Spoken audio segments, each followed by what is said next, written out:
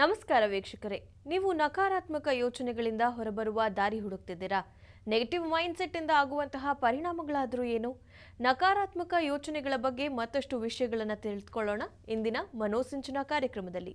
ನಾನು ಸೌಮ್ಯ ಭಾರದ್ವಾಜ್.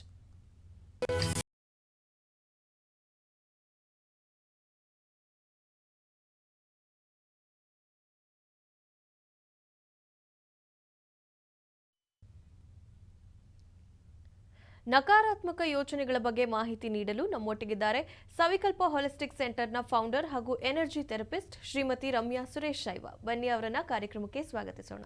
ಮೇಡಮ್, ಕಾರ್ಯಕ್ರಮಕ್ಕೆ ಸ್ವಾಗತ. ನಮಸ್ಕಾರ, ಎಲ್ಲರಿಗೂ ಶುಭೋದಯ. ನೀವೇನಾದರೂ ಶ್ರೀಮತಿ ರಮ್ಯಾ ಸುರೇಶ್ ಶೈವಾರನ್ನ ನೇರವಾಗಿ ಭೇಟಿ ಮಾಡಬೇಕಾದಲ್ಲಿ ಟಿವಿ ಸ್ಕ್ರೀನ್ ಮೇಲೆ ಡಿಸ್ಪ್ಲೇ ಆಗ್ತಿರುವ ನಂಬರ್ಗೆ ಕರೆ ಮಾಡಿ ಮಾತನಾಡಬಹುದು. ಹಾಗೆ ನಮ್ಮ ಕಾರ್ಯಕ್ರಮಕ್ಕೂ ಕರೆ ಮಾಡಿ ಅವರೊಟ್ಟಿಗೆ ಮಾತನಾಡಬಹುದು. ಮೊದಲಿಗೆ ನೆಗೆಟಿವ್ ಮೈಂಡ್ಸೆಟ್ ಬಗ್ಗೆ ಹೇಳೋದಾದ್ರೆ, ಎಲ್ಲರೂ ಹೇಳ್ತಿರ್ತಾರೆ ನೆಗೆಟಿವ್ ಮೈಂಡ್ಸೆಟ್ ಅಂತ. ಏನಿದು ನೆಗೆಟಿವ್ ಮೈಂಡ್ಸೆಟ್ ಅಂತ ಅಂದರೆ? ಹಾನಿಕಾರಕ ಯೋಚನೆಗಳನ್ನು ನೆಗೆಟಿವ್ ಮೈಂಡ್ಸೆಟ್ ಅಂತ ಕರಿತೀವಿ. ಯಾವ ಯೋಚನೆಗಳು ಬರೋದ್ರಿಂದ ಮಾನಸಿಕ ಒತ್ತಡ ಜಾಸ್ತಿ ಆಗುತ್ತೆ, ಶಾರೀರಿಕದಲ್ಲಿ ಸ್ವಲ್ಪ ಆದರೂ ವೇರಿಯೇಷನ್ಸ್ ಆಗುತ್ತೆ, ಅಂದರೆ ಎಮೋಷನ್ಸಲ್ಲಿ ವೇರಿಯೇಷನ್ಸ್ ಆಗುತ್ತೆ, ಭಯ ಬೀಳೋ ಅಂಥದ್ದು, ಯೋಚನೆಗೊಳಗಾಗೋ ಅಂಥದ್ದು, ಈ ರೀತಿ ಆಲೋಚನೆಗಳು ಬರೋದನ್ನು ನಾವು ನೆಗೆಟಿವ್ ಮೈಂಡ್ಸೆಟ್ ಅಂತ ಹೇಳ್ತೀವಿ. ಹಾಗಾದ್ರೆ ಪ್ರತಿಯೊಬ್ಬರಲ್ಲೂ ಈ ನೆಗೆಟಿವ್ ಮೈಂಡ್ಸೆಟ್ ಅನ್ನೋದು ಇದ್ದೇ ಇರುತ್ತಾ? ಖಂಡಿತವಾಗ್ಲೂ 90 to 95% ನೆಗೆಟಿವ್ ಮೈಂಡ್ಸೆಟ್ ಬಂದೇ ಬರುತ್ತೆ. ಅಂದರೆ ಕೆಲವೊಂದು ವಿಚಾರಗಳಲ್ಲಿ, ಫಾರ್ ಎಕ್ಸಾಂಪಲ್, ಯಾರಾದರೂ ಹೊರಗಡೆ ಹೋಗಿರ್ತಾರೆ, ಮನೆಯಿಂದ ಹೊರಗಡೆ ಹೋಗಿರೋ ಅಂಥವ್ರನ್ನ ನಾವು ಕಾಂಟ್ಯಾಕ್ಟ್ ಮಾಡೋಕ್ಕಾಗದಿದ್ದಾಗ, ಅವ್ರು ಬರೋ ಟೈಮ್ ಆದರೂ ಬರದೇ ಇದ್ದಾಗ, ಆ ಟೈಮಲ್ಲಿ ಒಂದಲ್ಲ ಒಂದು ಕ್ಷಣ ಏನಾಗುತ್ತೆ, ಅವ್ರಿಗೆ ಏನಾಗೋಯ್ತೋ ಅನ್ನೋ ಒಂದು ಮೈಂಡ್ಸೆಟ್ಟು ನಮ್ಮನ್ನು ಕಾಡ್ತಾ ಇರುತ್ತೆ. ಮತ್ತು ಮಕ್ಕಳಲ್ಲಿ ಕೆಲವೊಂದು, ಇಲ್ಲಿಂದ ನಾನು ಬಿದ್ದೋದ್ರೆ ಏನಾಗುತ್ತೆ, ಆ ರೀತಿ ಅಂತ ಮೈಂಡ್ಸೆಟ್ಟು. ಮತ್ತು ಹೇಳಬೇಕು ಅಂದರೆ, ಈ ಜಾಬ್ ಇಂಟರ್ವ್ಯೂಗೆ ಹೋಗ್ತಿರ್ತಾರೆ, ಇವತ್ತು ನಾನು ಸೆಲೆಕ್ಟ್ ಆಗಲಿಲ್ಲ ಅಂದರೆ ಏನಪ್ಪ, ನನಗೆ ಅವಶ್ಯಕತೆ ಇದೆ, ಆ ರೀತಿಯಾದಂತಹ ಮೈಂಡ್ಸೆಟ್ಟು. ಈ ರೀತಿಯಾದಂಥ ಮೈಂಡ್ಸೆಟ್ ಏನಾಗುತ್ತೆ, ಎಮೋಷನ್ಸನ್ನು ಇಂಬ್ಯಾಲೆನ್ಸ್ ಮಾಡುತ್ತೆ, ಎನರ್ಜಿನ ಇಂಬ್ಯಾಲೆನ್ಸ್ ಮಾಡುತ್ತೆ, ಭಯನ ಉತ್ಪತ್ತಿ ಮಾಡುತ್ತೆ. ಇದನ್ನು ನೆಗೆಟಿವ್ ಮೈಂಡ್ಸೆಟ್ ಅಂತ ಕರಿತೀವಿ. ಓಕೆ, ಈಗ ಕೆಲವೊಬ್ಬರಲ್ಲಿ ಒಂಥರ ಮೈಂಡ್ಸೆಟ್ ಇರುತ್ತೆ. ಹೇಗೆ ಅಂತಂದ್ರೆ, ಏನೇ ಹೊಸದಾಗಿ ಶುರು ಮಾಡೋಕ್ಕೂ ಮುಂಚೆ ಏನೋ ಒಂದು ಒಳ್ಳೆ ಕಾರ್ಯ ಶುರು ಮಾಡ್ತಿರ್ತಾರೆ, ಅವಾಗ ಅಯ್ಯೋ ಕೆಟ್ಟದಾಗ್ಬಿಟ್ರೆ ಅನ್ನೋ ಥರ ಒಂದು ಮೈಂಡ್ಸೆಟ್ ಇರುತ್ತೆ. ಸೊ ಇದನ್ನು ನೀವು ನೆಗೆಟಿವ್ ಥಾಟ್ಸ್ ಅಂತಾನೆ ಹೇಳ್ತೀರಾ, ಅಥವಾ ಇದಕ್ಕೆ ಯಾಕೆ ಈ ರೀತಿ ಆಗುತ್ತೆ? ಏನೇ ಒಂದು ನೀವು ಹೇಳೋ ಹಾಗೆ ಯಾವುದೇ ಒಂದು ಕಾರ್ಯಕ್ರಮ, ಯಾವುದೇ ಒಂದು ಕೆಲಸನ ಶುರು ಮಾಡಬೇಕಾದ್ರೆ 80% to 90% ನೆಗೆಟಿವ್ ಮೈಂಡ್ಸೆಟ್ ಬಂದೇ ಬರುತ್ತೆ. ಯಾಕಂದರೆ ಅದು ಹೊಸ ಸ್ಟೆಪ್ ತೊಗೊಳ್ಬೇಕಾದ್ರೆ ಅವರಲ್ಲಿ ಅವ್ರಿಗೆ ವಿಶ್ವಾಸ ಇಲ್ದಿದ್ದಾಗ, ಆ ಕೆಲಸದ ಬಗ್ಗೆ ಅವ್ರಿಗೆ ಇನ್ನೂ ಪರಿಪೂರ್ಣವಾಗಿ ಅರ್ಥ ಆಗದಿದ್ದಾಗ, ಒಂದು ವೇಳೆ ಇದು ಫೇಲ್ ಆಗೋದ್ರೆ ನನ್ನ ಲೈಫ್ ಏನು ಅನ್ನೋ ಮೈಂಡ್ಸೆಟ್ ಬರುತ್ತೆ. ಆದರೆ ಅದನ್ನು ಟ್ಯಾಕಲ್ ಮಾಡೋ ರೀತಿ ಮಾಡಿದಾಗ ಅದನ್ನು ನಾವು ಅದರಿಂದ ಹೊರಗಡೆ ಬರ್ಬೋದು. ಅದು ತಪ್ಪು ಅಂತ ಹೇಳೋಕ್ಕಾಗಲ್ಲ. ಒಂದಲ್ಲ ಒಂದು ಕ್ಷಣದಲ್ಲಿ ನಾವು ಎಷ್ಟೇ ಪಾಸಿಟಿವ್ ಮೈಂಡ್ಸೆಟ್ಟಲ್ಲಿ ಇದ್ರೂ ಒಂದಲ್ಲ ಒಂದು ಕ್ಷಣ ಆ ನೆಗೆಟಿವ್ ಮೈಂಡ್ಸೆಟ್ ಬಂದೇ ಬರುತ್ತೆ. ಬಟ್ ಅದು ಏನು ಇಂಪ್ಯಾಕ್ಟ್ ಮಾಡ್ತಾ ಇದೆ ಅನ್ನೋದು ಇಂಪಾರ್ಟೆಂಟ್ ಆಗುತ್ತೆ. ಈ ನೆಗೆಟಿವ್ ಮೈಂಡ್ಸೆಟ್ ಅಥವಾ ನೆಗೆಟಿವ್ ಥಾಟ್ಸಿಂದ ಖಿನ್ನತೆಗೆ ಒಳಗಾಗಬಹುದಾ? ಖಂಡಿತವಾಗ್ಲೂ. ನಾ ಹೇಳ್ತಿದ್ದೀನಲ್ಲ, ಯಾವಾಗ ಆ ನೆಗೆಟಿವ್ ಮೈಂಡ್ಸೆಟ್ಟನ್ನು ಟ್ಯಾಕಲ್ ಮಾಡೋಕ್ಕಾಗಲ್ವೋ, ಅಥವಾ ಅದರಲ್ಲೇ ಮುಳುಗೋಗಿರ್ತಾರೆ, 1 ಸೆಕೆಂಡ್ 2 ಸೆಕೆಂಡ್ಸ್ ಅಥವಾ 1 ಥಾಟ್ 2 ಥಾಟ್ಸ್ ಅದು ಓಕೆ. ಬಟ್ ಯಾವಾಗ ಇಡೀ ದಿನ ಅದೇ ಮೈಂಡ್ಸೆಟ್ಟಲ್ಲಿ ನನಗೇನಾದರೂ ಆಗೋದ್ರೆ, ಈ ಕೆಲಸದಲ್ಲಿ ಏನಾದರೂ ಹೆಚ್ಚು ಕಡಿಮೆ ಆಗೋದ್ರೆ, ನಾನು ಕೆಲಸ ಕಳ್ಕೊಂಬಿಟ್ರೆ, ನಾನು ಫೇಲ್ ಆಗೋದ್ರೆ, ಈ ರೀತಿ ಥಾಟ್ಸಲ್ಲೇ ಯಾವಾಗ ಇರ್ತಾರೋ ಖಂಡಿತವಾಗ್ಲೂ ಮಾನಸಿಕವಾಗಿ ಡಿಪ್ರೆಷನ್ಗೆ ಹೊರಟೋಗ್ತಾರೆ. ಯಾಕಂದರೆ ಅದು ಎಮೋಷನ್ಸನ್ನು ಹಿಡಿತದಲ್ಲಿ ತಗೊಂಡು ಆ ಎಮೋಷನ್ಸಿಂದ ಕುಗ್ತಾ ಹೋಗ್ತಾರೆ, ಒಳಗಡೆಯಿಂದನೇ ಖಿನ್ನತೆಗೆ ಒಳಗಾಗ್ತಾ ಹೋಗ್ತಾರೆ, ಯಾರ ಹತ್ರನೂ ಹೇಳ್ಕೊಳ್ಳೋದಿಲ್ಲ, ಅವರ ಆಲೋಚನೆಗಳಲ್ಲೇ ಅವ್ರು ಮುಳುಗೋಗ್ಬಿಟ್ಟಿರ್ತಾರೆ. ಇದರಿಂದ ಮಾನಸಿಕವಾಗಿ ಖಿನ್ನತೆಗೆ ಒಳಗಾಗೋದಿರ್ಬೋದು, ಡಿಪ್ರೆಷನ್ಸ್ ಅಂತ ಹೇಳ್ಬೋದು, ಸ್ಟ್ರೆಸ್ ಅಂತ ಹೇಳ್ಬೋದು, ಇದೆಲ್ಲನೂ ಸ್ಟಾರ್ಟ್ ಆಗೋಗುತ್ತೆ. ಅದು ಸಣ್ಣ ಆಲೋಚನೆಗಳಿಂದನೇ ಸ್ಟಾರ್ಟ್ ಆಗುತ್ತೆ, ಅದು ಹೇಳೋಕ್ಕಾಗಲ್ಲ. ಬಟ್ ಆ ಸಣ್ಣ ಆಲೋಚನೆಗಳು ಯಾವಾಗ ದೊಡ್ಡದಾಗಿ ಬೆಳೆದು ಅವ್ರನ್ನ ಆವರಿಸ್ಕೊಳ್ಳುತ್ತೆ, ಅದು ಅವ್ರಿಗೆ ಗೊತ್ತಿರಲ್ಲ. ಒಂದು ಆರ್ ದ ಅದರ್ ಡೇ ಅವ್ರಿಗೆ ಯಾವಾಗ ಇದು ತಿಳಿದೋಗುತ್ತೋ ಟೈಮ್ ತುಂಬ ಮೀರೋಗ್ಬಿಟ್ಟಿರುತ್ತೆ. ತುಂಬ ಅವ್ರು ಏನೇ ಪ್ರೊಸೀಜರ್ಸ್ನ ಫಾಲೋ ಮಾಡ್ತಿದ್ರು ಅಥವಾ ಅದರಿಂದ ಎಷ್ಟೇ ಹೊರಗಡೆ ಬರೋಕ್ಕೆ ಟ್ರೈ ಮಾಡ್ತಿದ್ರು, ಅವ್ರಿಗೆ ಬಹಳಷ್ಟು ಇನ್ನೂ ಅಷ್ಟು ಆಲೋಚನೆಗಳು ಬರೋಕ್ಕೆ ಸ್ಟಾರ್ಟ್ ಆಗಿಬಿಡುತ್ತೆ. ಅದು ಒಂಥರ ಆವರಿಸ್ಕೊಳ್ಳುತ್ತೆ, ನಾನು ಇದರಿಂದ ಹೊರಗಡೆ ಬರೆದಿದ್ರೆ ಮತ್ತಿನ್ನೇನು ನನ್ನ ಲೈಫು ಅನ್ನೋ ರೀತಿ ಇನ್ನಷ್ಟು ಆಲೋಚನೆಗಳು, ಇನ್ನಷ್ಟು ನೆಗೆಟಿವ್ ಮೈಂಡ್ಸೆಟ್ ಅವ್ರನ್ನ ಆವರಿಸ್ಕೊಂಡಾಗ ಹೊರಗಡೆ ಬರೋಕ್ಕೆ ಭಾಳಷ್ಟು ಟೈಮ್ ತೊಗೊಂಬಿಡುತ್ತೆ. ಸಾಮಾನ್ಯವಾಗಿ ಯಾವ ಏಜ್ ಗ್ರೂಪ್ ಅಲ್ಲಿ, ಅಂದ್ರೆ ಇಂಥದ್ದೇ ಏಜ್ ಗ್ರೂಪ್ ಅಲ್ಲಿ ಜಾಸ್ತಿ ನೆಗೆಟಿವ್ ಮೈಂಡ್ ಸೆಟ್ ಇರೋರು ಇರ್ತಾರೆ, ಆ ಥರ ಏನಾದರೂ ಇದೆಯಾ ಅಥವಾ ಎಲ್ಲ ಏಜ್ ಗ್ರೂಪ್ ಅಲ್ಲೂ ಇಲ್ಲ, ಆ ಥರ ಬರೋದಿಲ್ಲ. ಯಾವ ಏಜ್, ಇದಕ್ಕೆ ಏಜ್ ಲಿಮಿಟ್ ಅನ್ನೋದಿಲ್ಲ. ಅಂದರೆ ಮಕ್ಕಳಂದರೆ 12 ಇಯರ್ಸ್ ಒಳಗಡೆ ಇರೋವಂಥ ಮಕ್ಕಳದು ಪ್ಯೂರಿಟಿ ಇರುತ್ತೆ, ಮೈಂಡ್ ಸ್ವಲ್ಪ ಪ್ಯೂರಿಟಿ ಇರುತ್ತೆ. ಅದ್ರ ಬದಲು ಅಂದರೆ ಅವರ ಮನೆಯಲ್ಲಿ ಈ ರೀತಿಯಾದಂಥ ಮೈಂಡ್ ಸೆಟ್ ಇದ್ದರೆ ಅದು ಅವ್ರ ಮೇಲೆ ಪರಿಣಾಮ ಬೀರುತ್ತೆ. ಪೇರೆಂಟ್ಸ್ ಆಗಿರ್ಬೋದು, ಹಿರೀಕರಾಗಿರ್ಬೋದು, ಯಾವ ರೀತಿ ಈ ಥರ ಮಾತಾಡ್ತಾನೆ ಇದ್ದರೆ ಹೋಗ್ಬೇಡ ಕಣೋ ಬಿದೋಗ್ಬಿಡ್ತೀಯಾ, ಆಟಾಡಬೇಡ ಕಣೋ ಬಿದೋಗ್ಬಿಡ್ತೀಯಾ ಅಂತ ಹೇಳ್ತಾ ಇದ್ದಾಗ ಅದು ಅವರು ಆ ಟೈಮಲ್ಲಿ ನೆಗ್ಲೆಕ್ಟ್ ಮಾಡಿಬಿಡ್ತಾರೆ. ಬಟ್ ಬೆಳೀತಾ ಬೆಳೀತಾ ಏನಾಗುತ್ತೆ, ಅವರು ಅದನ್ನೇ ಫಾಲೋ ಮಾಡೋಕ್ಕೆ ಸ್ಟಾರ್ಟ್ ಮಾಡ್ತಾರೆ. ಅಲ್ಲೋದ್ರೆ ಬಿದೋಗ್ಬಿಡ್ತೀನಿ, ಇಲ್ಲಿ ಹತ್ತಕ್ಕೆ ಹೋದರೆ ಬಿದೋಗ್ಬಿಡ್ತೀನಿ, ಇಂಥ ಜಾಗಕ್ಕೆ ಹೋದರೆ ನನಗೇನಾದರೂ ಆಗೋಗ್ಬಿಡುತ್ತೆ, ಈ ರೀತಿ ಹಾಗೆ ಅವ್ರಿಗೆ ಅದು ಏನು ಮೈಂಡ್ ಸೆಟ್ಟಲ್ಲಿ ಕೂತ್ಬಿಟ್ಟಿರುತ್ತೆ. ಇದಕ್ಕೆ ಏಜ್ ಲಿಮಿಟ್ ಅನ್ನೋದಿಲ್ಲ, ಅವರ ಥಾಟ್ ಪ್ರೋಸೆಸ್ ಮೇಲೆ ಡಿಪೆಂಡ್ ಆಗುತ್ತೆ. ಅವರು ಯಾವ ರೀತಿ ಥಿಂಕಿಂಗ್ಸನ್ನು ಮಾಡ್ತಾ ಇದ್ದಾರೆ, ನೆಗೆಟಿವ್ ಆಗಿ ಥಿಂಕ್ ಮಾಡ್ತಿದ್ದಾರಾ, ಪಾಸಿಟಿವ್ ಆಗಿ ಥಿಂಕ್ ಮಾಡ್ತಿದ್ದಾರಾ ಅಂತ. ಹಾಗಾದ್ರೆ ನೆಗೆಟಿವ್ ಥಾಟ್ಸ್ ಬರೋದಕ್ಕೆ ನಾವಿರೋ ವಾತಾವರಣ, ಫ್ಯಾಮಿಲಿ ಬ್ಯಾಕ್ಗ್ರೌಂಡ್ ಇದೆಲ್ಲನೂ ಮ್ಯಾಟರ್ ಆಗುತ್ತಾ? ಖಂಡಿತ. ಒಂದು ವರ್ಡನ್ನು ನೀವು ಕೇಳಿರ್ಬೋದು, you will be identified by the person around you. ನಿಮ್ಮ ಸುತ್ತ ಇರುವಂತಹ ಜನಗಳ ಇದ್ರ ಮೇಲೆ ನಿಮ್ಮನ್ನು ಗುರುತಿಸ್ತಾರೆ ಅಂತ. ನಾವು ಯಾವ ಸರೌಂಡಿಂಗ್ಸಲ್ಲಿ ಇರ್ತೀವಿ ಅನ್ನೋದು ಅಷ್ಟೇ ಇಂಪಾರ್ಟೆಂಟು. ನಮ್ಮ ಎನರ್ಜಿ ಫೀಲ್ಡ್ ಆಗಿರ್ಬೋದು, ನಮ್ಮ ಮೈಂಡ್ ಸೆಟ್ ಆಗಿರ್ಬೋದು, ಅದು ಆರೋಗ್ಯವಾಗಿರಬೇಕು ಅಂದರೆ ನಾವು ಸಹ ಆರೋಗ್ಯವಾಗಿರುವಂತಹ ಜನಗಳ ಮಧ್ಯೆ ಇರಬೇಕು. ದೈಹಿಕವಾಗಿ ಆರೋಗ್ಯ ಅಂತಲೇ ಅಲ್ಲ, ಮೈಂಡ್ ಸೆಟ್ಟಿಂದನೂ ಸಹ ಆರೋಗ್ಯವಾಗಿರುವಂಥ ಜನಗಳ ಮಧ್ಯೆನೇ ಇರಬೇಕು. ಆದರೆ ಆ ಟೈಮಲ್ಲಿ ನಮ್ಮ ಥಿಂಕಿಂಗ್ಸು ಸಹ ರೀಫ್ರೇಮ್ ಆಗುತ್ತೆ, ನಮ್ಮ ಥಿಂಕಿಂಗ್ಸು ಸಹ ನಾವು ಯಾವ ರೀತಿ ಯೋಚನೆ ಮಾಡ್ತೀವಿ ಅನ್ನೋದ್ರ ಮೇಲೆ ಡಿಪೆಂಡ್ ಆಗುತ್ತೆ. ಇನ್ನು ನಕಾರಾತ್ಮಕ ಚಿಂತನೆಯಿಂದ ನಮ್ಮ ಆರೋಗ್ಯದ ಮೇಲೆ ಏನಾದರೂ ಪರಿಣಾಮ ಉಂಟಾಗುತ್ತಾ? ಖಂಡಿತವಾಗ್ಲೂ. ನಾವು ಯಾವಾಗ ನೆಗೆಟಿವ್ ಥಿಂಕಿಂಗ್ಸನ್ನು ಯೋಚನೆ ಮಾಡ್ತೀವೋ, ಅಂದರೆ ಆ ಥಾಟ್ಸ್ ಬರುತ್ತೋ, ನಾವು ಯೋಚನೆ ಮಾಡೋದಲ್ಲ, ಅದು ಇನ್ಪುಟ್ಸು. ಯಾವುದೋ ಒಂದು ಆಲೋಚನೆ ಮೈಂಡಿಗೆ ಬಂದುಬಿಟ್ಟಾಗ ಅದನ್ನು ನಾವು ನೆಗ್ಲೆಕ್ಟ್ ಮಾಡಿಬಿಟ್ರೆ ದಟ್ ಈಸ್ ಫೈನ್. ಬಟ್ ಅದರಲ್ಲೇ ಮುಳುಗೋಗಿ, ಫಾರ್ ಎಕ್ಸಾಂಪಲ್, ಈಗ ಯಾರಾದರೂ ಡಾಕ್ಟ್ರ್ ಹತ್ರ ಟ್ರೀಟ್ಮೆಂಟ್ಗೆ ಅಂತ ಹೋಗ್ತಾರೆ, ಇನ್ನೂ ಅಲ್ಲಿ ಹೋಗೇ ಇರಲ್ಲ, ನನಗೆ ಕ್ಯಾನ್ಸರ್ ಇದೆ ಅಂತ ಹೇಳಿಬಿಟ್ರೆ ನಾನೇನಪ್ಪ ಮಾಡೋದು ಅನ್ನೋ ಒಂದು ಮೈಂಡ್ಸೆಟ್ ಬಂದುಬಿಡುತ್ತೆ. ಅದು ಅವರಿಂದ ಹೋಗೋದೇ ಇಲ್ಲ. ಅಲ್ಲಿ ಟ್ರೀಟ್ಮೆಂಟ್ಗೆ ಹೋಗಿ ಈಗ ರಿಪೋರ್ಟ್ಸ್ ಎಲ್ಲ ಬರೋಕ್ಕೆ 2 days 3 days ಅಂತ ಹೇಳ್ತಾರೆ. ಬಟ್ ಆ 2 days 3 days ಸಹ ಅವ್ರು ಅದೇ ಮನಸ್ಥಿತಿಲಿರ್ತಾರೆ. ಬಟ್ ರಿಪೋರ್ಟ್ ಬಂದಮೇಲೆ ನೋಡ್ಕೊಳ್ಳೋಣ ಅನ್ನೋ ಮೈಂಡ್ ಸೆಟ್ ಇದ್ದರೆ ಇದು ಯಾವುದು ಹಾನಿಕಾರಕ ಅಲ್ಲ. ಯಾವಾಗ ರಿಪೋರ್ಟ್ ಬರೋವರೆಗೂ ನನಗೆ ಇದು ಬಂದುಬಿಟ್ರೆ ಹೇಗೆ, ಅದು ಬಂದುಬಿಟ್ರೆ ಹೇಗೆ, ನನಗೆ ಈ ಕಾಯಿಲೆ ಬಂದುಬಿಟ್ಟಿದೆಯೇನೋ, ಆ ಕಾಯಿಲೆ ಬಂದುಬಿಟ್ಟಿದೆಯೇನೋ, 3-4 ದಿನ ಯಾವಾಗ ಅವ್ರು ಅದೇ ಮೈಂಡ್ ಸೆಟ್ಟಲ್ಲಿ ಇರ್ತಾರೋ ಮಾನಸಿಕವಾಗಿ ಕುಗ್ತಾರೆ, ಎಮೋಷನ್ಸಲ್ಲಿ ಇಂಬ್ಯಾಲೆನ್ಸ್ ಆಗುತ್ತೆ, ಹಾಗೂ ಇಲ್ಲದೆ ಇರೋ ಕಾಯಿಲೆಗಳನ್ನ ಅವರೇ ಬರ್ಮಾಡ್ಕೊಳ್ಳೋ ಅಷ್ಟು ಸ್ಟೇಜ್ಗೆ ಹೊಟ್ಟೋಗ್ಬಿಟ್ಟಿರ್ತಾರೆ. ಈ ರೀತಿ ಚಿಂತನೆಗಳು ಬರುತ್ತಲ್ವಾ? ಇವಾಗ ನೀವು ರಿಪೋರ್ಟ್ ಬಗ್ಗೆ ಹೇಳಿದ್ರಿ, ಈಗ ಯಾರಿಗೆ ಆಗಲಿ ಏನಾದರೂ ಈಗ ಯಾವುದೋ ಒಂದು ಟೆಸ್ಟ್ ಮಾಡಿಸ್ಬೇಕಿರುತ್ತೆ, ಹೋದ್ಮೇಲಿಂದ ಅಯ್ಯೋ ರಿಪೋರ್ಟ್ ಬರೋವರೆಗೂ ಅಷ್ಟು ಟೆನ್ಷನ್ ಇರುತ್ತೆ, ಏನಾಗುತ್ತೋ ಅಂತ. ಸೊ ಈ ಟೈಮಲ್ಲಿ ಏನು ಯೋಚನೆ ಮಾಡದಿರೋದಕ್ಕೆ ಹೇಗೆ ಸಾಧ್ಯ? ಅಂದರೆ ಏನಾದರೂ ಅದಕ್ಕೆ ಸಲ್ಯೂಷನ್ ಇದೆಯಾ ಅಂತ? ಖಂಡಿತವಾಗ್ಲೂ ಇದೆ. ಅದನ್ನೇ ಮೈಂಡ್ ಸೆಟ್ ಟ್ರೈನಿಂಗ್ ಅಂತ ಹೇಳ್ತೀವಿ, ಮೈಂಡ್ ಪ್ರೋಗ್ರಾಮಿಂಗ್ ಅಂತ ಹೇಳ್ತೀವಿ. ಯಾವಾಗ ನಾವು ಮೈಂಡನ್ನು ಸರಿಯಾದ ರೀತಿಲಿ ಪ್ರೋಗ್ರಾಮ್ ಮಾಡ್ತೀವಿ, ಓಕೆ, ಈಗ ನಾವು ರಿಪೋರ್ಟ್ಗೆ ಅಂತ ಹೋಗ್ತೀವಿ, ಟೆಸ್ಟಿಂಗ್ಗೆ ಅಂತ ಹೋಗ್ತೀವಿ, ಅದು ಬರೋವರೆಗೂ ಅದು ಬಂದ ಮೇಲೆ ಸೊಲ್ಯೂಷನನ್ನು ಹುಡ್ಕೋಣ. ಈಗ ಟೆಕ್ನಾಲಜಿ ತುಂಬ ಅಡ್ವಾನ್ಸ್ ಆಗಿದೆ, ಯಾವುದೊಂದಕ್ಕೂ ಟ್ರೀಟ್ಮೆಂಟ್ ಇದ್ದೇ ಇರುತ್ತೆ. ಅಲೋಪತಿ, ಆಯುರ್ವೇದಿಕ್, ಏನಾದರೂ ತಗೊಳ್ಳಿ, ನಮ್ಮಂಥ ಡ್ರಗ್ಲೆಸ್ ಥೆರಪೀಸ್, ಯಾವುದಾದ್ರೂ ಫೀಲ್ಡಲ್ಲಿ ಎಲ್ಲದಕ್ಕೂ ಟ್ರೀಟ್ಮೆಂಟ್ ಇದ್ದೇ ಇರುತ್ತೆ, ಸೊಲ್ಯೂಷನ್ ಇದ್ದೇ ಇರುತ್ತೆ. ಅದು ಬರೋಕ್ಕೂ ಮುಂಚೆನೇ ಹಿಂಗಾಗೋಗ್ಬಿಟ್ರೆ ಹೆಂಗೆ, ಹಂಗಾಗೋಗ್ಬಿಟ್ರೆ ಹೆಂಗೆ ಅನ್ನೋ ಆಲೋಚನೆಯಲ್ಲಿ ಮುಳುಗಿ ನಾಳೆ ಬರೋ ರಿಪೋರ್ಟ್ಸಿಂದ ಇವತ್ತನ್ನು ಲೈಫನ್ನು ವೇಸ್ಟ್ ಮಾಡಿಕೊಂಡು ಆರೋಗ್ಯ ಮಾನಸಿಕವಾಗಿ ಹಾಳು ಮಾಡ್ಕೊಳ್ಳೋ ಬದಲು ಕಾಮಾಗಿ ಕೂಲಾಗಿ ಅದು ಬರೋವರೆಗೂ ವೆಯ್ಟ್ ಮಾಡಿ, ಆಮೇಲೆ ಅದು ಬಂದ ಮೇಲೆ ಯಾರನ್ನಾದರೂ ಸಜೆಷನ್ಸ್ ಕೇಳಿ, ಗೈಡೆನ್ಸ್ ಇದ್ದೇ ಇರುತ್ತಲ್ವ, ಡಾಕ್ಟರ್ಸೇ ಕೊಡ್ತಿದ್ದಾರೆ ಅಂದಮೇಲೆ ಅವ್ರ ಹತ್ರನೇ ಗೈಡೆನ್ಸ್ ಇದ್ದೇ ಇರುತ್ತೆ. ಅದಾದಮೇಲೆ ಚಿಂತೆ ಮಾಡೋದು ಉತ್ತಮ ಅಂತ ಹೇಳಕ್ಕೆ ಇಷ್ಟಪಡ್ತೀನಿ.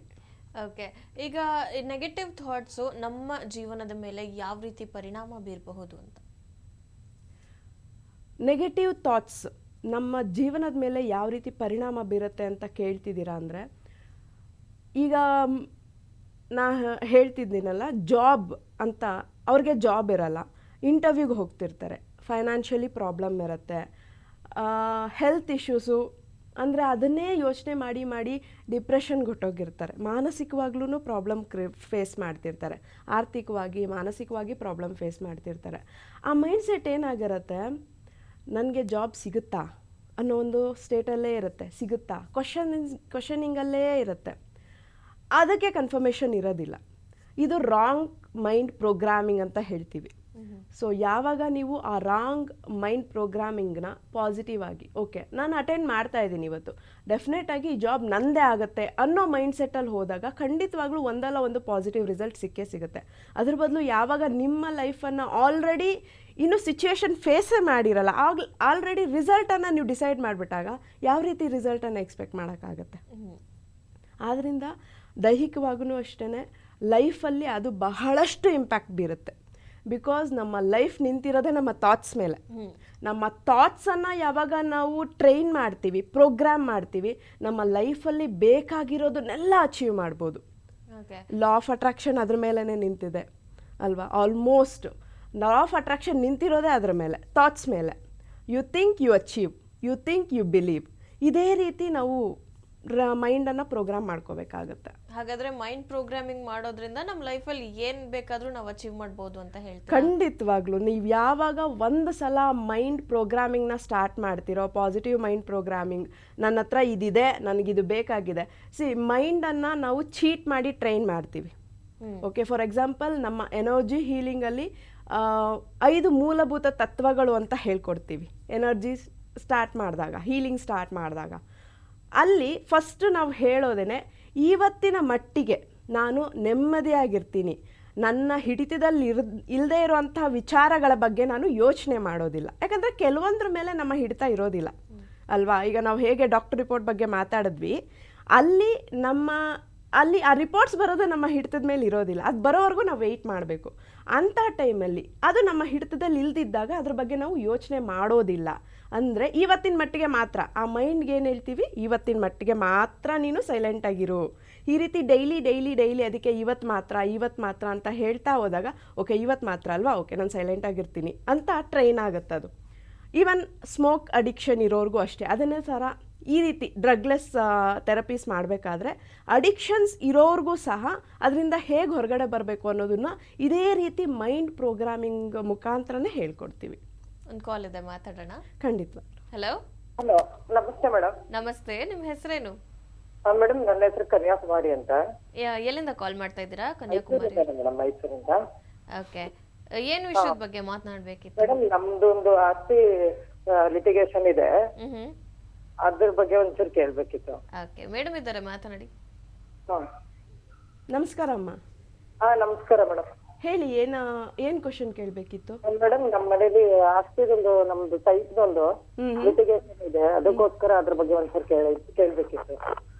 ಓಕೆ, ಆಸ್ತಿ ಲಿಟಿಗೇಷನ್ನು ಈ ಥರದ್ದೆಲ್ಲ ಒಂದು ಎನರ್ಜಿಗೆ ಅಂತಾನೆ ಬರುತ್ತೆ, ಮತ್ತು ಅದಕ್ಕೆ ರೂಟ್ ಕಾಸ್ಗಳು ಇರುತ್ತೆ. ಕೆಲವೊಂದು ಕಾರ್ಮಿಕ್ ಬ್ಲಾಕೇಜಸ್ ಅಂತ ಹೇಳ್ಬೋದು, ಕೆಲವೊಂದು ಪಾಸ್ಟ್ ಬ್ಲಾಕೇಜಸ್ ಅಂತ ಹೇಳ್ಬೋದು, ಸೆಲ್ಫ್ ಅಫರ್ಮ್ ಬ್ಲಾಕೇಜಸ್ ಅಂತ ಹೇಳ್ಬೋದು. ಈ ರೀತಿ ಕಾರಣಗಳೆಲ್ಲ ಇರುತ್ತೆ. ಸೊ ನೀವೊಂದ್ಸಲ ಕಾಲ್ ಮಾಡಿಕೊಂಡು ಅಪಾಯಿಂಟ್ಮೆಂಟ್ ತೊಗೊಂಡು ಬನ್ನಿ, ಅದು ಪ್ರಾಬ್ಲಮ್ ಏನಾಗಿದೆ ಅಂತ ಫಸ್ಟು ನೋಡೋಣ. ಅದ್ರ ಮೇಲೆ ನಿಮಗೆ ಕೆಲವೊಂದು ರೆಮಿಡೀಸನ್ನು ಕೊಡ್ತೀವಿ ಮನೆಯಲ್ಲಿ ಮಾಡೋ ಅಂಥದ್ದು. ಅದ್ರ ಪ್ರಕಾರ ನೀವು ಮಾಡ್ಕೊಂಡು ಹೋದಾಗ ಅದರಿಂದ ಹೊರಗಡೆ ಬರ್ಬೋದು. ಮೇಡಮ್, ಇನ್ನಾಗಬೇಕಾದ್ರೆ ಏನ್ ಮಾಡ್ಬೇಕು ಅಂತ ಮೇಡಮ್? ಏನಾಗಬೇಕಾದ್ರೆ ನಾವು ಗೆಲ್ಬೇಕಾದ್ರೆ, ನಮ್ಮಂತೆ ಆಗ್ಬೇಕಾದ್ರೆ ನಾವ್ ಏನ್ ಮಾಡ್ಬೇಕು ಅಂತ?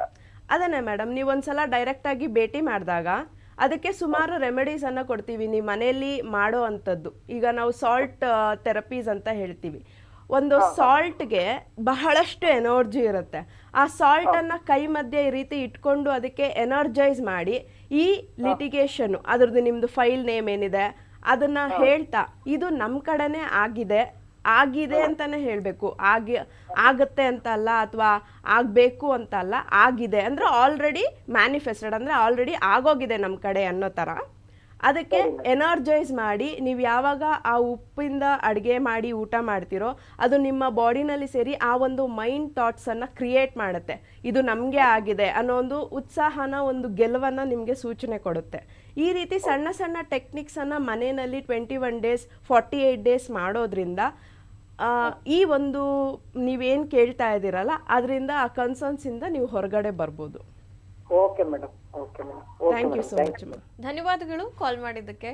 ಏನು ಉಪ್ಪಿನ ಬಗ್ಗೆ ಹೇಳ್ತಾ ಇದ್ರಿ, ಸೊ ಉಪ್ಪಿನಿಂದ ಈ ದೃಷ್ಟಿ ತೆಗೆಯೋದು ಅಥವಾ ಅಂದರೆ ನೆಗೆಟಿವ್ ಇದನ್ನ ಗ್ರ್ಯಾಬ್ ಮಾಡ್ಕೊಳ್ಳೋವಂಥ ಎನರ್ಜಿ ಸಾಲ್ಟ್ಗಿದೆ ಅಂತ ಹೇಳ್ತಾರೆ. ಇದ್ರ ಬಗ್ಗೆ ಹೆಚ್ಚಿನ ಮಾಹಿತಿ ಏನಿದೆ? ಹೌದು, ಉಪ್ಪಲ್ಲಿ ಬಹಳಷ್ಟು ಶಕ್ತಿ ಇದೆ. ನಾವು ಸಾಲ್ಟ್ ಥೆರಪೀಸ್ ಅಂತಲೇ ಸಪ್ರೇಟಾಗಿ ಮಾಡ್ತೀವಿ. ಬಹಳಷ್ಟು ಟ್ರೀಟ್ಮೆಂಟ್ಸನ್ನು ಸಾಲ್ಟಿಂದನೇ ಕೊಡ್ತೀವಿ. ನಮ್ಮ ಇನ್ಸ್ಟಿಟ್ಯೂಷನಲ್ಲಿ ನಮ್ಗೆ ಏನಿಲ್ಲ ಅಂದರೂ 10 to 15 kg ಉಪ್ಪು ಬೇಕಾಗುತ್ತೆ. ಸೊ ದೃಷ್ಟಿ ತೆಗೆಯೋದು ನಮ್ಮ ಹಿಂದಿನ ಕಾಲದಿಂದನೂ ನಡ್ಕೊಂಡ್ಬಂದಿದೆ. ಉಪ್ಪಲ್ಲಿ ಇರುವಂಥ ಶಕ್ತಿನ ಯೂಸ್ ಮಾಡಿಕೊಂಡು ನಮ್ಮ ಲೈಫನ್ನು ಆಲ್ಟ್ರ್ ಮಾಡ್ಕೋಬೋದು. ನಾ ಹೇಳ್ತಾ ಇರೋ ಹಾಗೆ ಉಪ್ಪಿಂದ ಬಹಳಷ್ಟು ಎನರ್ಜಿ ಹೀಲಿಂಗ್ಸನ್ನು ಮಾಡ್ತೀವಿ. ಉಪ್ಪಿನ ಸಾಲ್ಟ್ ಪ್ರೋಗ್ರಾಮಿಂಗ್ ಅಂತ ಹೇಳ್ತೀವಿ. ಈ ರೀತಿ ಉಪ್ಪಿಗೆ ನಾವು ಏನು ಪ್ರೋಗ್ರಾಮ್ ಮಾಡ್ತೀವೋ ಅದು ರಿಸೀವ್ ಮಾಡುತ್ತೆ. ಮನೆಯಲ್ಲಿ ಉಪ್ಪನ್ನು ಇಟ್ಟು ನೆಗೆಟಿವ್ಸನ್ನು ತೆಗಿತಾರೆ. ಮತ್ತು ಗಾಡಿಗಳಿಗೆ, ಹೊಸ ವಸ್ತುಗಳಿಗೂ ಅಷ್ಟೇ, ಮನೆಗೆ ಹೊಸ ವಸ್ತುಗಳು ಬಂದಾಗಲೂ ಅಷ್ಟೇ ಉಪ್ಪಿಂದ ಇಳಿ ತೆಗೆದು ಅದರಿಂದನೂ ಸಹ ನೆಗೆಟಿವ್ಸನ್ನು ರಿಮೂವ್ ಮಾಡ್ತಾರೆ. ಇದು ಓನ್ಲಿ ನೆಗೆಟಿವ್ಸ್ ರಿಮೂವ್ ಮಾಡೋಕ್ಕೆ ಮಾತ್ರ ಸಹಾಯ ಮಾಡೋದಂತ ಅಲ್ಲ, ಇದರಿಂದ ಪಾಸಿಟಿವಿಟಿನೂ ಸಹ ನಾವು ಕ್ರಿಯೇಟ್ ಮಾಡ್ಬೋದು. ಮನೆಯಲ್ಲಿ, ಲೈಫಲ್ಲಿ ಉಪ್ಪನ್ನು ಯೂಸ್ ಮಾಡಿಕೊಂಡು ಪಾಸಿಟಿವಿಟಿನೂ ಸಹ ಕ್ರಿಯೇಟ್ ಮಾಡ್ಕೋಬೋದು. ಓಕೆ, ಮೈಂಡ್ ಪ್ರೋಗ್ರಾಮಿಂಗ್ ಅಂತ ಹೇಳ್ತಾ ಇದ್ರಿ, ಏನಿದು ಮೈಂಡ್ ಪ್ರೋಗ್ರಾಮಿಂಗ್, ಹೇಗೆ ಮಾಡೋದು ಇದನ್ನು? ಮೈಂಡ್ ಪ್ರೋಗ್ರಾಮಿಂಗ್ ಅಂತ ಬಂದಾಗ ನಮ್ಮ ಥಾಟ್ಸನ್ನು ರೀಫ್ರೇಮ್ ಮಾಡೋದನ್ನೇ ಮೈಂಡ್ ಪ್ರೋಗ್ರಾಮಿಂಗ್ ಅಂತ ಹೇಳ್ತೀವಿ. ನಾವು ಇಲ್ಲಿ ನೆಗೆಟಿವ್ ಥಾಟ್ಸಿಂದ ಪಾಸಿಟಿವ್ ಥಾಟ್ಸ್ಗೆ ಹೇಗೆ ಕನ್ವರ್ಟ್ ಮಾಡಬೇಕು ಅನ್ನೋದ್ರ ಬಗ್ಗೆ ಮಾತಾಡ್ತಾ ಇದ್ದೀವಿ ಇವತ್ತು. ನೆಗೆಟಿವ್ ಥಾಟ್ಸ್ ಬಂದಾಗ ಅದಕ್ಕೆ ಸಾಕಷ್ಟು ನಮ್ಮ ಟೈಮನ್ನು ಕೊಡದೆ, ನಮ್ಮ ಎನರ್ಜಿನ ಅದ್ರ ಮೇಲೆ ಇನ್ವೆಸ್ಟ್ ಮಾಡದೆ ಆ ಥಾಟ್ಸಿಂದ ಪಾಸಿಟಿವ್ಗೆ ಟರ್ನ್ ಆಗಬೇಕು.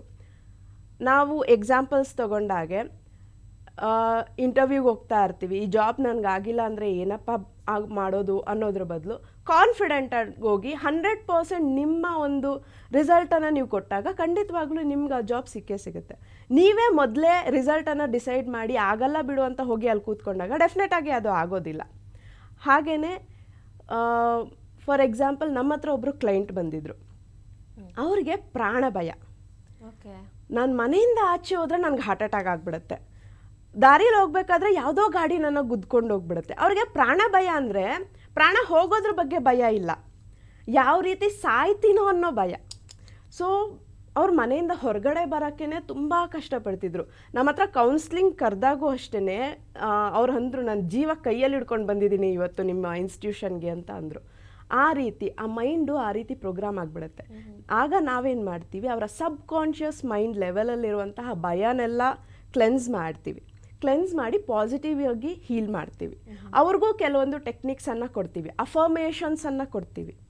ಮತ್ತು ಗೋಲ್ ರೈಟಿಂಗ್ ಅಂತ ಬರುತ್ತೆ. ಅಂದರೆ ನಾವು ಏನು ಬರಿತೀವಿ, ನಾವು ಏನು ಯೋಚನೆ ಮಾಡ್ತೀವಿ, ನೆಗೆಟಿವ್ ಥಾಟ್ಸು ಅದಾಗಿ ಜನ್ರೇಟ್ ಆಗ್ತಾ ಇರಬೇಕಾದ್ರೆ ಅದನ್ನು ಟ್ಯೂನ್ ಇನ್ ಮಾಡಬೇಕು ಪಾಸಿಟಿವ್ ಆಗಿ. ಓಕೆ, ಈ ಥರ ಏನೂ ಆಗೋದಿಲ್ಲ, ಐ ಆಮ್ ವೆರಿ ಪಾಸಿಟಿವ್, ನಾನು ಈ ಜಾಬನ್ನು ಪಡಿತೀನಿ, ಇದಲ್ದಿದ್ರು ಮೇ ಬಿ ಇದು ಸಿಗದಿದ್ರು ಮೇ ಬಿ ಇದಕ್ಕಿಂತ ಚೆನ್ನಾಗಿರೋ ಜಾಬೇ ಸಿಗ್ಬೋದು ನನಗೆ. ಈ ರೀತಿ ಟ್ಯೂನ್ ಇನ್ ಮಾಡ್ಕೋಬೇಕಾಗತ್ತೆ ಮೈಂಡನ್ನು. ಇದನ್ನು ಮೈಂಡ್ ಪ್ರೋಗ್ರಾಮಿಂಗ್ ಅಂತ ಹೇಳ್ತೀವಿ. ಓಕೆ, ಇನ್ನು ಕೆಲವೊಬ್ರಿಗೆ ಈ ಥರ ನೆಗೆಟಿವ್ ಥಾಟ್ಸು, ನೆಗೆಟಿವ್ ಮೈಂಡ್ ಸೆಟ್ಟಿಂದ ಯೋಚನೆ ಅಷ್ಟು ಯೋಚನೆ ಮಾಡ್ತಾ ಇರ್ತಾರೆ. ನೈಟ್ ಟೈಮ್ ನಿದ್ದೆ ಮಾಡುವಾಗ್ಲೂ ಅವ್ರಿಗೆ ನಿದ್ದೆ ಕೊರತೆ ಉಂಟಾಗುತ್ತೆ.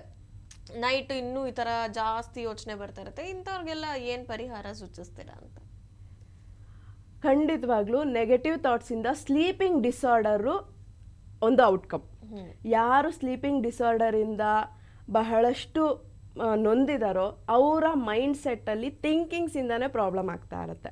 ಅಂಥವರು ನಾ ಕೊಡುವಂಥ ರೆಮಿಡೀಸನ್ನು, ಅಂದರೆ ಒಂದು ಅಫರ್ಮೇಷನ್ಸನ್ನು ಹಾಕ್ಕೊಳ್ಳೋದಾಗಿರ್ಬೋದು, ಸೆಲ್ಫ್ ಅಫರ್ಮೇಷನ್ಸ್ ಅಂತ ಹೇಳ್ತೀವಿ. ನಾನು ಆರೋಗ್ಯವಾಗಿದ್ದೀನಿ, ನಾನು ಇವತ್ತು ನೈಟ್ ತುಂಬ ಚೆನ್ನಾಗಿ ನಿದ್ದೆ ಮಾಡಿದ್ದೀನಿ, ಈ ರೀತಿಯಾದಂಥ ಅಫರ್ಮೇಷನ್ಸನ್ನು ಪ್ರಾಕ್ಟೀಸ್ ಮಾಡ್ಬೋದು. ಮತ್ತು ಅದನ್ನೇ ಬರಿಬೋದು. ಅಂದರೆ ಜರ್ನಲ್ ರೈಟಿಂಗ್ ಅಂತ ಹೇಳ್ತೀವಿ, ಗೋಲ್ಸ್ ರೈಟಿಂಗ್ ಅಂತ ಹೇಳ್ತೀವಿ. ಯಾವಾಗ ನೀವು ಏನು ಆಲೋಚನೆನ ಮಾಡ್ತಿದ್ದೀರೋ ಅದನ್ನು ಬರಿತಾ ಹೋದಾಗ ನಿಮ್ಮ ಮೈಂಡು ರೀಫ್ರೇಮ್ ಆಗ್ತಾ ಹೋಗುತ್ತೆ. ನಾವು 100 ಸಲ ಹೇಳೋದು ಒಂದೇ, 10 ಸಲ ಬರೆಯೋದು ಒಂದೇ. ಯಾಕಂದರೆ ಈ ಫಿಂಗರ್ ಟಿಪ್ಪು ಬ್ರೈನ್ಗೆ ಕನೆಕ್ಟಿವಿಟಿ ಇರುತ್ತೆ. ನೀವು ಯಾವಾಗ ಬರಿತಾ ಹೋಗ್ತಿರೋ ಬ್ರೈನ್ ರೀಫ್ರೇಮ್ ಆಗ್ತಾ ಹೋಗುತ್ತೆ. ಅಂದರೆ ಆ ಥಿಂಕಿಂಗ್ಸು, ಆ ಥಾಟ್ಸು ಸಬ್ಕಾನ್ಷಿಯಸ್ ಲೆವೆಲಲ್ಲಿ ಫೀಡ್ ಆಗ್ತಾ ಹೋಗುತ್ತೆ. ಆ ಟೈಮಲ್ಲಿ ನಾವು ಅಫರ್ಮೇಷನ್ಸು, ಗೋಲ್ ರೈಟಿಂಗ್ಸು ಇದರಿಂದ ಎಲ್ಲ ಪ್ರಾಕ್ಟೀಸ್ ಮಾಡಿದಾಗ ಮೈಂಡ್ ಪ್ರೋಗ್ರಾಮಿಂಗು ಸ್ಟಾರ್ಟ್ ಆಗುತ್ತೆ, ರೀಫ್ರೇಮ್ ಆಗುತ್ತೆ. ನೆಗೆಟಿವ್ ಮೈಂಡ್ಸೆಟ್ಟಿಂದ ಪಾಸಿಟಿವ್ ಮೈಂಡ್ಸೆಟ್ಗೆ ಟ್ಯೂನ್ ಇನ್ ಆಗ್ತೀವಿ. ನೆಗೆಟಿವ್ ಮೈಂಡ್ಸೆಟ್ ಮತ್ತು ನೆಗೆಟಿವ್ ಥಾಟ್ಸ್ ಬಗ್ಗೆ ಮಾತಾಡ್ತಾ ಇದ್ವಿ. ಸೊ ಈ ನೆಗೆಟಿವ್ ಥಾಟ್ಸಿಂದ ಆಚೆ ಬರೋದು ಅಸಾಧ್ಯನಾ? ಖಂಡಿತವಾಗ್ಲೂ ಇಲ್ಲ.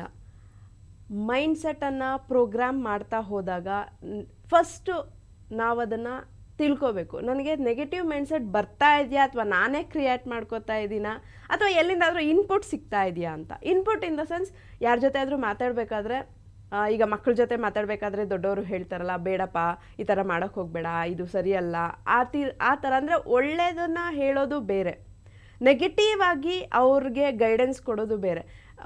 ಫಾರ್ ಎಕ್ಸಾಂಪಲ್ ಯಾರಾದರೂ ಬಿಸ್ನೆಸ್ ಮಾಡಬೇಕು ಅಂತ ಹೋದಾಗ ಅವ್ರ ಮನೆಗಳಲ್ಲಿ ಬೇಡ ಕಣೋ ಲಾಸ್ ಆಗೋಗ್ಬಿಡುತ್ತೆ, ಇದು ನೆಗೆಟಿವ್ ಮೈಂಡ್ಸೆಟ್. ಅದ್ರ ಬದಲು ಆಯಿತು ಮಾಡು, ಒಳ್ಳೇದಾದರೆ ಆಗಲಿ, ಒಳ್ಳೇದಾಗೇ ಆಗುತ್ತೆ ಅಂತ ಅವ್ರಿಗೆ ಭರವಸೆ ಕೊಟ್ಟು ಮುಂದೆ ತಳ್ಳೋದು ಪಾಸಿಟಿವ್ ಮೈಂಡ್ಸೆಟ್ಟು. ಅವ್ರಿಗೂ ಸಹ ಆ ಒಂದು ಭಯನ ನಾವು ಇನ್ಸರ್ಟ್ ಮಾಡಿದೆ, ಇನ್ಪುಟ್ ಕೊಡದೆ ಅವರನ್ನು ಮೋಟಿವೇಟ್ ಮಾಡಿ ಅವ್ರನ್ನ ಗೈಡೆನ್ಸ್ ಮಾಡೋದು ಅಷ್ಟೇ ಇಂಪಾರ್ಟೆಂಟ್ ಆಗುತ್ತೆ. ಈ ರೀತಿ ನೆಗೆಟಿವ್ ಮೈಂಡ್ಸೆಟ್ಟಿಂದ, ನೆಗೆಟಿವ್ ಥಾಟ್ಸಿಂದ ಹೊರಗಡೆ ಬರೋದು ಅಸಾಧ್ಯ ಅಂತ ಏನಿಲ್ಲ. ಸ್ವಲ್ಪ ಕಾನ್ಷಿಯಸ್ ಆಗಿ ಎಫರ್ಟ್ ಹಾಕಬೇಕಾಗತ್ತೆ. ಬಟ್ ಅದು ಅವರ ಥಿಂಕಿಂಗ್ಸ್ ಮೇಲೆ, ಅವರ ಮೈಂಡ್ಸೆಟ್ ಮೇಲೇನೂ ಸಹ ಡಿಪೆಂಡ್ ಆಗುತ್ತೆ. ಅವರು ಯಾವ ಇಂಟೆನ್ಸಿಟಿನಲ್ಲಿ ನೆಗೆಟಿವ್ ಥಿಂಕಿಂಗಲ್ಲಿ ಇದ್ದಾರೆ ಅನ್ನೋದು ಬಹಳ ಇಂಪಾರ್ಟೆಂಟ್ ಆಗುತ್ತೆ. ಪ್ರತಿಯೊಂದಕ್ಕೂ ನೆಗೆಟಿವ್ ಆಗೇ ಯೋಚನೆ ಮಾಡ್ತಿದ್ರೆ, ಪ್ರತಿಯೊಂದಕ್ಕೂ ಕಂಪ್ಲೇಂಟ್ಸ್ ಇದ್ದರೆ, ಜಡ್ಜ್ಮೆಂಟ್ ಇದ್ದರೆ, ಈ ರೀತಿಯಾದವ್ರಿಗೆ ಬಹಳ ಸ್ವಲ್ಪ ಟೈಮ್ ತಗೊಳುತ್ತೆ ಅದರಿಂದ ಹೊರಗಡೆ ಬರೋಕ್ಕೆ. ಬಟ್ ಸಣ್ಣ ಸಣ್ಣ ವಿಷಯಗಳಲ್ಲಿ ನೆಗೆಟಿವ್ ಥಿಂಕಿಂಗ್ಸ್ ಇದ್ದಾಗ ಬಹಳ ಸುಲಭವಾಗಿ ಅದರಿಂದ ಆಚೆ ಬಂದ್ಬಿಡ್ಬೋದು. ನಾವು ಕೊಡುವಂತಹ ಪ್ರಾಕ್ಟೀಸಸ್ಸನ್ನು, ಮೆಡಿಟೇಷನ್ಸನ್ನು ಮಾಡಿದಾಗ ಅದರಿಂದ ಹೊರಗಡೆ ಬರೋದು ಬಹಳ ಸುಲಭ ಆಗುತ್ತೆ. ಈಗ ಮೆಡಿಟೇಷನ್ ಮಾಡೋ ಟೈಮಲ್ಲೂ ಕೆಲವೊಬ್ರಿಗೆ ಏನೇನೋ ಥಾಟ್ಸ್ ಬರ್ತಾ ಇರುತ್ತೆ. ಸೊ ಈ ನೆಗೆಟಿವ್ ಯೋಚನೆ ಮಾಡ್ತಾರಲ್ಲ ಅಂಥವ್ರಿಗೆ ಮೆಡಿಟೇಷನ್ ಮಾಡುವ ಟೈಮಲ್ಲೂ ಈ ಥರ ಯೋಚನೆಗಳೆಲ್ಲ ಬರುತ್ತಲ್ವಾ? ಹೌದು, ಖಂಡಿತವಾಗ್ಲೂ. ಯಾಕಂದರೆ ಆ ನೆಗೆಟಿವ್ ಥಾಟ್ಸು, ಆ ನೆಗೆಟಿವ್ ಮೈಂಡ್ಸೆಟ್ ಎಲ್ಲ ನಿಮ್ಮ ಒಂದು ಸಬ್ ಕಾನ್ಷಿಯಸ್ ಲೆವೆಲಲ್ಲಿ, ಲೇಯರಲ್ಲಿ ಇರುತ್ತೆ. ಯಾವಾಗ ಮೆಡಿಟೇಷನ್ಗೆ ಕೂತ್ಕೋತೀವೋ ಸಬ್ ಕಾನ್ಷಿಯಸ್ ಲೆವೆಲಲ್ಲಿ, ಲೇಯರಲ್ಲಿ ಇರುವಂತಹ ಎಲ್ಲ ಥಾಟ್ಸು ಮೇಲೆ, ಆ ಲೇಯರ್ ಮೇಲೆ ಬರ್ತಾ ಹೋಗುತ್ತೆ, ಅದು ಪಾಸ್ ಆಗ್ತಾ ಹೋಗುತ್ತೆ. ಯಾವಾಗ ಆ ಮೆಡಿಟೇಷನ್ ಮಾಡಬೇಕಾದ್ರೆ, ಮೆಡಿಟೇಷನಲ್ಲೂ ಹಲವಾರು ಥರ ಇದೆ. ಜಸ್ಟ್ ಬ್ರೆತ್ ವಾಚಿಂಗ್ ಇದೆ, ಓಂಕಾರ ಹೇಳೋದಿದೆ, ಪ್ರಾಣಾಯಾಮ ಮಾಡೋದಿದೆ. ಇದ್ರ ಮೇಲೂ ಸಹ ಡಿಪೆಂಡ್ ಆಗುತ್ತೆ ನೀವು ಯಾವ ರೀತಿ ಮೆಡಿಟೇಷನನ್ನು ಮಾಡ್ತಾ ಇದ್ದೀರಾ ಅಂತ. ಜಸ್ಟ್ ಬ್ರೆತ್ ವಾಚಿಂಗಲ್ಲಿ ಈ ರೀತಿ ಬರೋದು ಸಹಜ. ಥಾಟ್ಸು, ನಾವು ಬ್ರೆತ್ನ ವಾಚ್ ಮಾಡಬೇಕಾದ್ರೆ ಥಾಟ್ಸ್ ಬರ್ತಾ ಹೋಗುತ್ತೆ, ಅಂದರೆ ಮೈಂಡ್ ಎಲ್ಲೆಲ್ಲೋ ಹೋಗುತ್ತೆ. ನಮ್ಮ ಹತ್ರ ಬರೋ ಕ್ಲೈಂಟ್ಸ್ಗೆ, ಅವ್ರಿಗೆ ಫಸ್ಟ್ ಮೆಡಿಟೇಷನ್ ಮಾಡಿ ಅಂತ ಹೇಳಿದಾಗ ಅವ್ರಿಗೆ ಬರೋದು ಫಸ್ಟ್ ಕ್ವಶನ್ ಅದೇನೆ, ಮೇಡಮ್ ಕೂತ್ಕೊಂಡ್ರೆ ಮೈಂಡ್ ಎಲ್ಲೆಲ್ಲೋ ಹೋಗುತ್ತೆ ಮೇಡಮ್, ಏನು ಮಾಡೋದು ಅಂತ. ಆವಾಗ ನಾವು ಅವ್ರಿಗೆ ಅದೇ ಗೈಡೆನ್ಸನ್ನು ಕೊಡೋದು. ಅದು ಹೋದಾಗ ನೀವು ರಿಟರ್ನ್ ಮೈಂಡ್ನ ತೊಗೊಬನ್ನಿ, ನಿಮ್ಮ ಬ್ರೆತ್ ಮೇಲೆ ವಾಚ್ ಮಾಡಿ. ಇದೇ ಕಂಟಿನ್ಯೂಸ್ ಪ್ರೋಸೆಸ್ಸನ್ನು ನಾವು ಯಾವಾಗ ಟ್ರೈನ್ ಮಾಡ್ತೀವೋ ಒಂದು ಟೈಮಲ್ಲಿ ಆ ಒಂದು ಮೈಂಡ್ ಸೆಟ್ಟು ನೀವು ಮಾಡೋ ಅಂಥ ಕೆಲಸದ ಮೇಲೆ ಮಾತ್ರ ಫೋಕಸ್ ಮಾಡ್ತಾ ಇರುತ್ತೆ. ಆ ಟೈಮಲ್ಲಿ ನಾವು ಅವ್ರಿಗೆ ಹೇಳೋದೇ ಇದನ್ನು, ಈ ರೀತಿ ಥಾಟ್ಸ್ ಬರುತ್ತೆ ಅಂದ್ಬಿಟ್ಟು ಮೆಡಿಟೇಷನ್ ಮಾಡೋದನ್ನೇ ನಿಲ್ಲಿಸ್ಬಿಡಬೇಡಿ. ಕಂಟಿನ್ಯೂಸ್ ಆಗಿ ಪ್ರಾಕ್ಟೀಸ್ ಮಾಡಿ. ಪ್ರಾಕ್ಟೀಸ್ ಮಾಡೋದ್ರಿಂದ ಖಂಡಿತವಾಗ್ಲೂ ಆ ಥಾಟ್ಸಿಂದ ಹೊರಗಡೆ ಬಂದು ನೀವು ಮಾಡಬೇಕಾಗಿರೋ ಕೆಲಸದ ಮೇಲೆ ಕಾನ್ಷಿಯಸ್ ಆಗಿ ಕೆಲಸ ಮಾಡ್ಬೋದು ಅಂತ ಹೇಳಿ. ನಿಮ್ಮ ಸವಿಕಲ್ಪ ಹೋಲಿಸ್ಟಿಕ್ ಸೆಂಟರ್ನಲ್ಲಿ ಈ ಥರ ನಕಾರಾತ್ಮಕ ಚಿಂತನೆ ಇರೋ ಕೇಸಸ್ಗಳನ್ನ ಎಷ್ಟು ಹ್ಯಾಂಡಲ್ ಮಾಡ್ತೀರಾ? ಆಲ್ಮೋಸ್ಟ್ 50% ಅಂತಲೇ ಹೇಳ್ಬೋದು. ಸೊ ನಮ್ಮ ಹತ್ರ ಪರ್ ಡೇ 10 ಪೀಪಲ್ ಬಂದರು ಅಂದರೆ ಅದರಲ್ಲಿ 5 to 6 ಪೀಪಲ್ ಆ ಒಂದು ಮೈಂಡ್ಸೆಟ್ಟಲ್ಲೇ ಇರ್ತಾರೆ. ಯಾಕಂದರೆ ಎಮೋಷನ್ಸ್ ಬ್ಲಾಕೇಜಸ್ ಆಗೋದೇ ಅಲ್ಲಿ. ಯಾವಾಗ ನೆಗೆಟಿವ್ ಥಿಂಕಿಂಗ್ ಸ್ಟಾರ್ಟ್ ಆಗುತ್ತೋ ಎಮೋಷನ್ಸ್ ಬ್ಲಾಕೇಜಸ್ ಆಗುತ್ತೆ, ಭಯ ಉತ್ಪತ್ತಿ ಆಗುತ್ತೆ ಜೀವನದಲ್ಲಿ. ಮೇಯ್ನಾಗಿ ಭಯನ ಕಂಡ್ಕೋತಾರೆ. ಅದು ಎಲ್ಲ ಲೇಯರಲ್ಲೂ ಬರುತ್ತೆ, ಮಾನಸಿಕವಾಗೂ ಬರುತ್ತೆ, ಆರ್ಥಿಕವಾಗೂ ಬರುತ್ತೆ. ಯಾಕಂದರೆ ಈಗ ದುಡ್ಡನ್ನು ಇನ್ವೆಸ್ಟ್ ಮಾಡಬೇಕಾದ್ರೆ ಭಯ ಬಂದಾಗ ಏನಾಗುತ್ತೆ, ಅದು ಎಮೋಷನ್ ಬ್ಲಾಕೇಜಸ್ ಆಗುತ್ತೆ. ಆ ರೀತಿ 5 to 60% ಪೀಪಲಲ್ಲಿ ಈ ಒಂದು ಆ ಭಯ, ನೆಗೆಟಿವ್ ಮೈಂಡ್ಸೆಟ್ ಇದ್ದೇ ಇರುತ್ತೆ. ಸೊ ನಾವು ಸಹ ಅದೇ ರೀತಿ ಅವ್ರಿಗೆ ಟ್ರೈನ್ ಮಾಡಿ ರೆಮಿಡೀಸನ್ನು ಕೊಟ್ಟು ಅವ್ರಿಗೆ ಗೈಡೆನ್ಸನ್ನು ಕೊಡ್ತೀವಿ.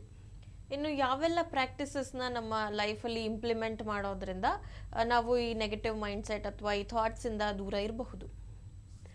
ಫಸ್ಟು ಪ್ರಾಕ್ಟೀಸ್ ಅಂತ ಬಂದಾಗ ನೀವು ನಿಮ್ಮ ಮೈಂಡ್ಸೆಟ್ಟಲ್ಲಿ ಥಿಂಕಿಂಗ್ಸ್ ಬಂದಾಗ ಅದು ಯಾವ ಇಂಟೆನ್ಸಿಟಿಲಿದೆ ಅನ್ನೋದ್ರ ಬಗ್ಗೆ ಯೋಚನೆ ಮಾಡಬೇಕಾಗತ್ತೆ. ಇಂಟೆನ್ಸಿಟಿ ಇನ್ ದ ಸೆನ್ಸ್ ಸಣ್ಣದಾದರೆ ಓಕೆ, ನೋ ಇಶ್ಯೂಸ್, ಓಕೆ ನನಗೆ ಈ ಕೆಲಸ ಆಗದಿದ್ರೆ ಏನಪ್ಪ, ಇಷ್ಟೇ ಬಂದರೆ ಓಕೆ, ನೋ ಪ್ರಾಬ್ಲಮ್. ಈ ಕೆಲಸ ಸಿಗದಿದ್ರೆ ನನ್ನ ಜೀವನ ಹಾಳಾಗೋಗ್ಬಿಡುತ್ತಲ್ಲ, ನನ್ನ ಮನೆ ಹೆಂಗೆ ನೋಡ್ಕೊಳ್ಳಿ, ಮಕ್ಕಳನ್ನ ಹೆಂಗೆ ನೋಡ್ಕೊಳ್ಳಿ, ನನ್ನ ಮುಂದಿನ ಜೀವನ ಏನು, ನನ್ನ ಸೇವಿಂಗ್ಸ್ ಏನು, ಇದು ಯಾವಾಗ ಎಲಾಬ್ರೇಟ್ ಆಗ್ತಾ ಹೋಗುತ್ತೋ ಆ ಥಿಂಕಿಂಗ್ಸ್ ಅಷ್ಟೇ ಇಂಟೆನ್ಸಲ್ಲಿರುತ್ತೆ. ಆ ಟೈಮಲ್ಲಿ ಅದನ್ನು ಇಮಿಡಿಯೇಟಾಗಿ ಡಿಸ್ಕನೆಕ್ಟ್ ಮಾಡಿ, ಅಂದರೆ ಈ ಥಾಟ್ಸ್ ಬೇಡ ಅಂತ ಹೇಳಿ ರೀಫ್ರೇಮ್ ಮಾಡಿಕೊಂಡು ನನಗೆ ಈ ಜಾಬ್ ಆಗಿದೆ, ಈ ಜಾಬ್ ಆಗಿರೋದ್ರಿಂದ ನನ್ನ ಲೈಫಲ್ಲಿ ತುಂಬ ಚೆನ್ನಾಗಿದ್ದೀನಿ, ಈ ರೀತಿ ಸೆಲ್ಫ್ ಅಫರ್ಮೇಷನ್ಸ್, ನಾನು ಲೈಫಲ್ಲಿ ತುಂಬ ಏಳಿಗೆನ ಪಡೆದಿದ್ದೀನಿ, ನಾನು ಈ ಜಾಬ್ಗೆ ಹೋಗ್ತಾ ಇರೋದ್ರಿಂದ ನನ್ನ ಫ್ಯಾಮಿಲಿನ ನಾನು ತುಂಬ ಚೆನ್ನಾಗಿ ನೋಡ್ಕೊಂಡಿದ್ದೀನಿ, ಅವರ ರಿಕ್ವೈರ್ಮೆಂಟ್ಸ್ ಎಲ್ಲ ಫುಲ್ಫಿಲ್ ಮಾಡಿದ್ದೀನಿ, ಈ ರೀತಿ ಸೆಲ್ಫ್ ಅಫರ್ಮೇಷನ್ಸನ್ನು ಸ್ಟಾರ್ಟ್ ಮಾಡ್ಕೊಂಡು ಹೋಗಬೇಕಾಗತ್ತೆ. ಸೆಲ್ಫ್ ಅಫರ್ಮೇಷನ್ಸ್ ಇಂದನೂ ಸಹ ಖಂಡಿತವಾಗ್ಲೂ ಈ ಒಂದು ನೆಗೆಟಿವ್ ಮೈಂಡ್ಸೆಟ್ಟಿಂದ ಆದಷ್ಟು ಬೇಗ ಆಚೆ ಬರ್ಬೋದು. ಹಾಗೆ ಅದ್ರ ಜೊತೆಗೆ ಗೋಲ್ ರೈಟಿಂಗ್ಸ್ ಅಂತ ನೀವೇನು ಯೋಚನೆ ಮಾಡ್ತಿರ್ತಿರಲ್ಲ, ಈಗ ನಾನೇನು ಇಷ್ಟೊತ್ತು ಹೇಳಿದೆ, ನನ್ನ ಫ್ಯಾಮಿಲಿನ ಚೆನ್ನಾಗಿ ನೋಡ್ಕೊಂಡಿದ್ದೀನಿ, ಅವರ ಎಲ್ಲ ರಿಕ್ವೈರ್ಮೆಂಟ್ಸನ್ನು ಫುಲ್ಫಿಲ್ ಮಾಡಿದ್ದೀನಿ, ಈ ರೀತಿ ಅದೇ ಸೇಮನ್ನು ಬರಿತಾ ಹೋದಾಗಲೂ ಸಹ ಅದು ಡಬಲ್ ಎಫೆಕ್ಟ್ ಆಗುತ್ತೆ. ಧನ್ಯವಾದಗಳು ಇಷ್ಟೊತ್ತು ನಮ್ಮ ಕಾರ್ಯಕ್ರಮದಲ್ಲಿ ವಿಶೇಷ ಮಾಹಿತಿಗಳನ್ನು ತಿಳಿಸ್ಕೊಟ್ಟಿದ್ದಕ್ಕೆ. ಧನ್ಯವಾದಗಳು. Good day. ಹಾಗಿದ್ರೆ ತಿಳ್ಕೊಂಡ್ರಲ್ಲ ವೀಕ್ಷಕರೇ, ಹೇಗೆ ನಕಾರಾತ್ಮಕ ಯೋಚನೆಗಳಿಂದ ಹೊರಬಂದು ಆರೋಗ್ಯಕರವಾದ ಜೀವನವನ್ನ ನೆಮ್ಮದಾಗಿಸಿಕೊಳ್ಳಬಹುದು ಅಂತ. ಮತ್ತೊಂದು ವಿಶೇಷ ಸಂಚಿಕೆ ಜೊತೆ ಭೇಟಿ ಮಾಡೋಣ. ನೋಡ್ತಾ ಇರಿ ಎಸ್ಟೆಲ್ ಟಿವಿ, ಸದಾ ನಿಮ್ಮೊಂದಿಗೆ.